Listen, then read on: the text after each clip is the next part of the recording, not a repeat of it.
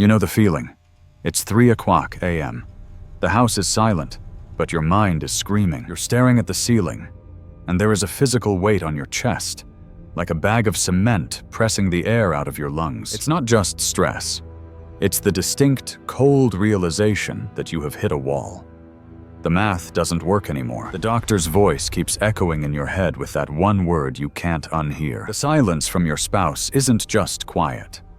It's the sound of a bridge that has finally collapsed. You have pulled every lever. You have made every phone call. You have exhausted every earthly option. And now, you are left with the terrifying reality that you are completely powerless.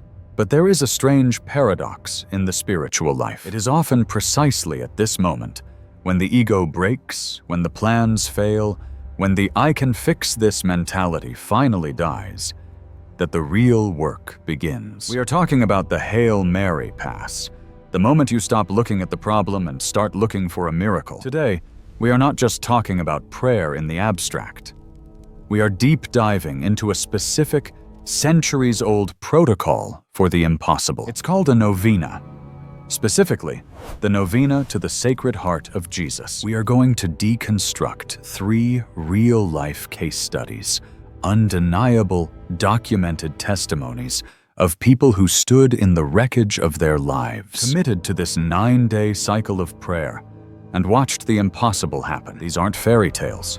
These are accounts of financial resurrection, medical anomalies that baffled surgeons, and dead marriages that suddenly breathed again. But first, we have to understand the mechanism. Why 9 days? And why this specific devotion? A novena isn't a magic spell. It's not a vending machine where you insert a prayer and get a prize. It is a spiritual siege. The number 9 echoes the 9 days the apostles and Mary spent in the upper room, locking themselves away, waiting for the Holy Spirit. They didn't pray for an hour. They sat in the tension of the "not yet" for 9 straight days. When you pray a novena to the Sacred Heart, you are tapping into a promise given to a French nun, Saint Margaret Mary Alacoque, in the 1600s. The promise was bold. Jesus didn't say, "I might help." He said, "I will be their secure refuge." He promised that those who honor his heart would find an infinite ocean of mercy. It is a contract of grace, and the people you are about to meet decided to sign that contract when they had absolutely nothing left to lose. Let's look at the first case. We will call them the Martins. If you have ever felt the icy grip of financial ruin, you know their story. It wasn't just that they were broke. It was the shame. The Martins had a house, a symbol of their stability, the place where they measured their kids' height on the doorframe. But after a job loss that dragged on for months, that home became a prison of anxiety. It starts slowly. You stop opening the mail because you know what's inside. You start buying cheaper groceries. Then you start dipping into the 401k. And then the letters change color. They go from white to pink to red. The bank stopped asking politely. They were demanding. The word foreclosure stopped being a theoretical concept and became a date circled on the kitchen calendar. Mr. Martin was driving for a rideshare app until 2 a.m. every night, exhausting himself for pennies that barely covered the interest, while hiding a torture so specific and so psychological that the human mind actually shatters before the heart ever stops beating. This isn't a story about crime. They were drowning in plain sight. They had done the debt consolidation, the loan modification applications, all rejected. The system had said no. It was an older woman at their parish who saw the gray look of defeat on Mrs. Martin's face. She didn't offer money. She offered a challenge. She said, "Pray the novena to the Sacred Heart. Test him." That night, with the foreclosure notice sitting on the table like a death sentence, they knelt on the living room floor. It felt ridiculous at first. How could words fix a bank deficit? But they started. "Oh my Jesus, you have said, 'Truly I say to you, ask, and you will receive.'" Day 1 passed. Nothing. Day 2, more bills. The fear didn't vanish instantly. In fact, on day 4, the car broke down. It felt like a cosmic joke. But the anti-compression rule of spiritual life is this: you have to push through the resistance. They didn't stop. They kept showing up night after night, repeating those promises back to God. By day 7, something shifted. The situation hadn't changed, but they had. The panic was replaced by a strange, heavy resolve. They had surrendered. Then came the 8th day. Mr. Martin's phone rang. It was a number he didn't recognize.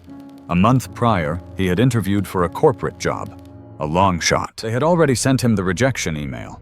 He had deleted it, but the voice on the other end said, "Our primary candidate just backed out this morning. We need someone to start Monday. Are you still available?" The salary wasn't just enough. It was double what he was making driving, but the miracle wasn't finished. The math still didn't work for the immediate arrears to stop the bank. On day 9, the final day of the prayer, Mrs. Martin was furiously cleaning out old boxes, looking for things to sell on eBay. She opened a dusty file folder belonging to her husband's late grandfather. Stuck between 2 tax returns was a paper bond, a small life insurance policy they had completely forgotten existed. She stared at the number. It was almost exactly the amount needed to halt the foreclosure process. Coincidence? Maybe. But when a job offer from the dead and a check from the past arrive within 24 hours of completing a 9-day cycle of prayer, the Martins didn't call it luck. They called it an answer. They wrote, "God provided us the financial resources to pay off our home mortgage. Thank you, Most Sacred Heart of Jesus." If you are currently staring at a financial mountain, I want you to look at the screen. This is the prayer they used. It is structured around the very words of Jesus. "Oh my Jesus, you have said, truly I say to you, ask and you will receive. Seek and you will find. Knock and it will be opened to you. Behold, I knock. I seek and ask for the grace of..." And then you pray one Our Father, one Hail Mary, and one Glory be. And you repeat the refrain, "Sacred Heart of Jesus, I place all my trust in you." You do this 3 times, citing 3 distinct promises of Jesus. It is a methodical way of reminding God and yourself of his own contract with humanity. But what if the crisis isn't in your bank account? What if it's in your own body? Let's talk about Sarah. For Sarah, the fear was primal. It started with vague symptoms, fatigue that sleep couldn't fix, a dull ache that wouldn't go away. When the specialist finally sat her down, the room felt airless. He used words that land like punches: mass, aggressive, malignancy. The biopsy results were categorical. There was a growth, and it was cancerous. The timeline was brutal. Surgery was scheduled immediately. Sarah wasn't just afraid of pain. She was afraid of erasure. She looked at her children and wondered if she would see them graduate. She felt betrayed by her own biology. The doctors had a plan, but it was a plan full of ifs and maybes. In the late-night hours of doom scrolling, searching for survival rates, Sarah stumbled upon a forum thread about the Sacred Heart Novena. One comment stood out. Test revealed no new growth. Colon clear and healthy. It was a stranger's testimony, but it sparked a tiny ember of rebellion against her despair. She began the novena 9 days before her scheduled surgery. Her experience was different from the Martins. She didn't find a check in a box. She found a blanket of peace. As she prayed, "Sacred Heart of Jesus, I place all my trust in you," the terror began to recede. She stopped bargaining. She stopped hyperventilating. She simply handed the keys over. She told God, "I am yours. Do what you will." She walked into the hospital on the morning of the surgery with a calmness that unsettled her husband. She was ready. They put her under anesthesia. The surgeon made the incision. He went to the location where the MRI, the CT scan, and the biopsy had all confirmed the tumor existed. He stopped. He looked at the monitors. He looked at the tissue. There was nothing there. The surgeon was baffled. He assumed he was in the wrong spot. He explored the surrounding area. Pink, healthy tissue. No mass, no tumor. He took samples from everywhere, thinking it must be microscopic. He closed her up and went to the waiting room. He told her husband, "I can't explain this. It's gone." When the pathology report came back days later, it confirmed it. No malignancy found. The medical record showed a cancer that simply ceased to exist. Sarah's testimony was simple. Keeping me cancer-free. Test revealed no new growth. The doctors called it a misdiagnosis or a spontaneous regression. Sarah called it the Sacred Heart. This brings us to the most painful category of all. Money can be earned, bodies can heal. But what about a broken heart? What about a marriage that has flatlined? Let's talk about Mark. Mark was walking through the wreckage of his marriage. This wasn't just a rough patch. This was the end. His wife had moved out 3 months prior. The lawyers had drafted the papers. The division of assets was already on a spreadsheet.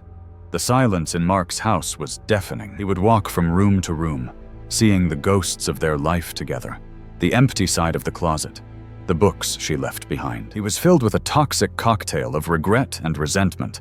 He wanted to fix it, but she wouldn't even take his calls. The wall between them was 10 feet thick and made of steel. Everyone told him to move on. There's plenty of fish in the sea, they said. The worst possible advice when you are grieving the love of your life. Mark was not a particularly religious man, but desperation makes you open doors you locked years ago. He found the novena to the Sacred Heart while searching for prayers for impossible causes. He felt foolish. He felt like a child asking for a toy. But he committed. I knock, I seek, I ask for the grace to save my marriage. For 6 days, he prayed into the void. No text messages, no signs, just the same empty house. The doubt was screaming at him. She's gone, Mark. Give it up. But he kept going. On day 7, his phone buzzed. It was her. It wasn't a love letter. It was a logistical question about the car insurance. But it was contact. He didn't push. He just answered. On day 9, the final day, he finished the prayer. He sat in his chair and felt a sudden, inexplicable urge to call her. Not to argue, not to beg, but just to apologize. To own his part of the mess without expecting anything in return. He dialed. She answered. And for the first time in a year, the anger wasn't there. They talked for 2 hours. That night, she agreed to pause the divorce proceedings. It wasn't a magic fix. They had months of counseling ahead of them. But the novena had done the one thing Mark couldn't do. It unlocked the door. It softened the hardened ground so that a seed of reconciliation could actually grow. Mark's testimony joined the chorus. Peace in my marriage, request granted. So what is happening here? The skeptic looks at these stories and sees confirmation bias. They see coincidence, and that is fine. But the person who prays sees something else. They see that we are not alone in the universe. They see that when we reach the end of our human capacity, we reach the beginning of God's. The most profound miracle in all these testimonies isn't actually the money, the health, or the relationship. It's the internal shift.